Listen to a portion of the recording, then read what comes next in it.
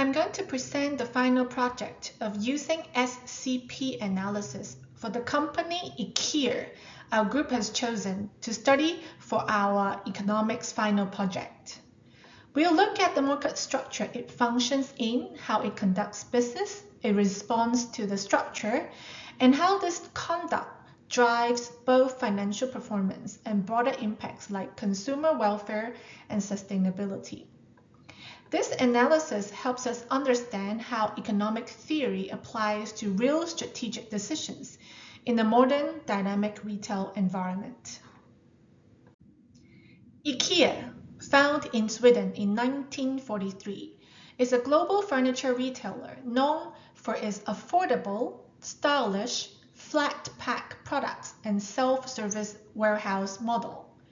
This presentation focuses specifically on the Canadian furniture retail industry, which includes both physical and online sellers. The Canadian market is best described as monopolistic competition, featuring many firms such as IKEA, The Brick, The Welfare, offering differentiated products and customer experience. This allows for non-price competition through design, branding, and service. Using the Structure, Conduct, Performance SCP framework, we will analyze first the market structure in Canada, IKEA's strategic conduct, and IKEA's financial and non-financial performance within the local context. Let's begin with an overview of the industry. We define it as the Canadian furniture retail market, which includes both physical stores and online platforms that sell household furniture. This market exhibits characteristics of monopolistic competition. There are many firms, each offering differentiated products. Differentiation may be based on design, pricing, service, or sustainability. Key players in Canada include IKEA, The Brick, Leon's, Wayfair, and Amazon, among many smaller regional retailers. Some major trends influencing the market are urbanization, increasing demand for compact, modular furniture, rising sustainability concerns, and the growing role of e-commerce. The furniture industry is also shaped by macroeconomic factors such as interest rates, housing trends, and post-pandemic changes in work-from-home lifestyles, all of which influence demand. Now, let's dive into the structure of the industry. The Canadian market has over 1,600 furniture retailers, making it highly fragmented. The top players, IKEA, The Brick, and Leon's, collectively hold less than 40% market share. This confirms we are looking at monopolistic competition, which each firm has some market power but still faces competition due to product substitutes. Entry into the market appears open, but true barriers to success exist. Brand loyalty, scale economics, distribution networks, and technological capabilities among them. Technology is a major structural force. Firms must now compete digitally with mobile apps, augmented reality, online customization, and AI-based logistics. And sustainability is no longer a niche, it is a structural expectation. IKEA has a commitment that by the year 2030, all of its products and operations will be part of a circular economy, meaning products are designed to be reused, repaired, refurbished, and recycled. Materials used will be renewable, recycled, or sustainably sourced. The company aims to minimize waste and extend the life cycle of its products. This commitment actually influences industry standards and raises the cost of entry for new players. Next, let's explore how IKEA responds to this structure with its business conduct. IKEA pioneered the flat pack furniture model, which allows them to ship more efficiently, reduce warehousing costs, and let customers do the final assembly, which lower the labor costs. It also maintains a cost leadership strategy through global sourcing. With over 1,350 suppliers in more than 50 countries, IKEA reduces input costs by using materials like fiberboard and particle board. At the same time, IKEA invests heavily in customer experience. Its signature one-way store layout increases product exposure and average basket size. Services like childcare and restaurants encourage longer visits. IKEA's conduct reflects a balance of standardization and localization. While it has a consistent global brand, it adapts store formats and product lines to match local preferences, such as opening smaller urban planning studios in dense cities like Toronto. Technology is a cornerstone of IKEA's competitive conduct. On the operational side, they've implemented robotics, RFID tracking, and automated warehouse systems to cut costs and improve logistics. In customer experience, IKEA launched the IKEA Place app, which used augmented reality to help customers visualize how products look in their homes. This reduces return rates and improves satisfaction. They also use online planning tools and recommendation systems to personalize the journey, making IKEA more engaging and user-friendly. On the sustainability front, IKEA is developing digital platforms for circularity, including resale and refurbishment systems that help track a product's life cycle.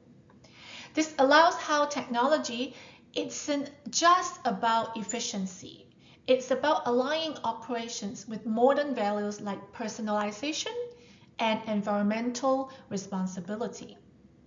And from an economics perspective, IKEA is successfully using technology to lower marginal costs and enhance consumer surplus.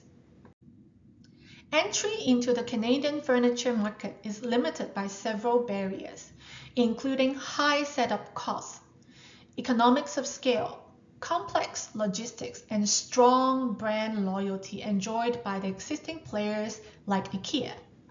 Regulatory compliance further raised the bar. However, these challenges have driven innovation, with new entrants adopting direct-to-customer models and focusing on sustainability and customization. IKEA's push for 100% circularity by 2030 also sets a high industry benchmark. Other factors shaping competition include growing consumer demand for eco-friendly and multifunctional products, influenced by lifestyle shifts like minimalism and urban living. Macroeconomic pressures such as inflation and supply chain disruptions impact pricing and inventory.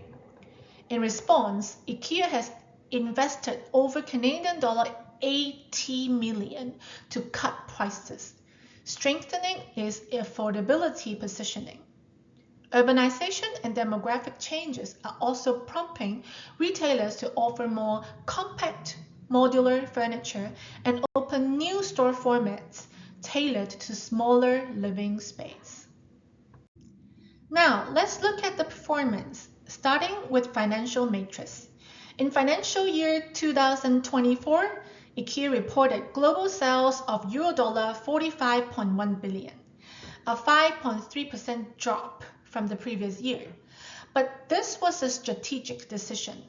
The company lowered prices globally by 10% to maintain affordability during inflation. The price reduction led to higher sales volumes, especially in cities like Toronto and Vancouver, and a strong e-commerce performance, which accounted for 26% of global revenue. The percentage is even higher in Canada. Interestingly, even as revenue declined, IKEA's gross margin rose from 13.9% 8.2% to 16%, and net income increased to $2.2 billion, thanks to falling costs in logistics and raw materials. Canadian operations benefit from economies of scale, centralized logistics such as the Quebec Distribution Center, and high labor productivity, supporting a cost minimization and profit maximization strategy. IKEA's Canadian revenue isn't publicly reported, but is estimated to be around $2.3 to 3.2 billion, or about 5 to 7% of global sales. IKEA's approach here reflects elastic demand. They lowered price and increased volumes, an application of marginal analysis to stimulate demand and safeguard long-term profitability. The market position in Canada, IKEA holds a 15 to 20% market share in Canadian furniture retail industry, worth around Canadian dollar 15 to 17 billion. Its main rivals include Leon's, The Brick, Wayfair, and Amazon. However, IKEA's model, low price, modern design, and flat pack logistics gives it a unique and defensible position, especially among value-conscious urban households. One strategic move has been the expansion into urban markets through IKEA Planning Studios. These smaller stores target customers who don't want to travel to big box locations. IKEA has also excelled online e-commerce, accounts for 26% of its global sales. And Canada performs even better due to its dispersed geography. So while IKEA competes in a monopolistic competition structure, its strong brand and scale give it a level of differentiated market power that new entrants struggle to match. Beyond profits, IKEA has had a major impact on consumer welfare and social sustainability. The 10% global price cut in 2024 increased consumer surplus, especially for high-volume products like the Pax wardrobe and Billy bookcase. IKEA's two-part pricing model, low prices with consumer assembly logistics, aligns with utility maximization. Consumers get quality at a lower delivered cost. On the sustainability front, IKEA Canada operates fully on renewable energy, has switched to paper packaging, and introduced buyback programs in every store. These reflect a shift toward circularity and taking responsibility for the environmental impact of its products. IKEA also excels in labor practices, employing over 7,300 Canadians with a living wage policy and strong gender diversity in leadership. Its partnership with IOM for migrant worker rights reflects its broader social mission. This shows that IKEA's conduct improves social welfare, aligned with modern extensions of the SCP framework that consider environmental and labor impacts. Let's connect IKEA's conduct to its performance using strategic economic thinking. First, the company lowered price during inflationary times. This was a decision where marginal cost reductions enabled marginal revenue gains through increased volume. Second, IKEA leverages economies of scale through its centralized supply chain, like the distribution center in Quebec. Third, its omni-channel expansion, urban stores, and online integration helps reduce delivery times and reach new customer segments. These moves enhance both consumer access and cost efficiency, directly improving productive efficiency. What's more impressive is IKEA's ability to make counterintuitive long-term decisions like cutting prices during inflation or investing in sustainability before regulations demanded. This reflects IKEA's dynamic capabilities, that is, its ability to renew and adapt its business model in response to structural challenges. To wrap up, IKEA's performance in the Canadian furniture industry demonstrates a strong SCP alignment.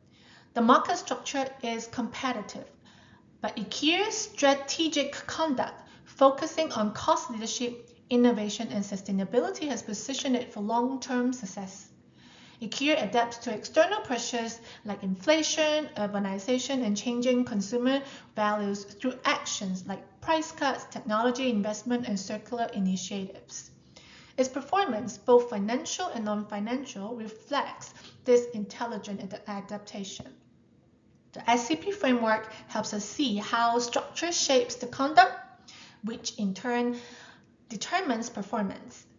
IKEA's case proves that firms can deliver affordability, sustainability, and profitability all at once by aligning strategy with structure and values.